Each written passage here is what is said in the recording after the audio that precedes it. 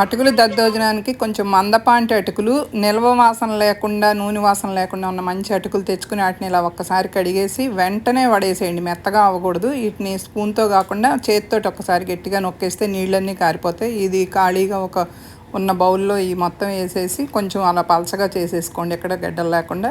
క్రీమీగా ఉన్న పెరుగు, ఫ్రెష్గా ఉన్న పెరుగు వేసుకుంటే దీన్ని బట్టి మీ దద్దోజనం బాగుంటుంది. కావాల్సిన ఉప్పు మాత్రం చాలా తగ్గించి చూసి వేసుకోండి, కావాలంటే మళ్ళీ వేసుకోవచ్చు, రుచి అంతా పోతుంది. ప్యాన్లో కొంచెం ఆయిల్ వేసుకొని కంపల్సరీ ఆవాలు, జీడిపప్పు, కొంచెం అల్లం తురుము, ఎండుమిరపకాయలు ఇవన్నీ వేసి చక్కగా దోరగా వేయించుకోండి. పోపు మాడిపోతే అస్సలు బాగోదు దద్దోజనం. మీకు కావాల్సిన పచ్చిమిరపకాయలు, కరివేపాకు, ఇంగువ వేసుకుంటే బాగుంటుంది, అది మీ ఇష్టం.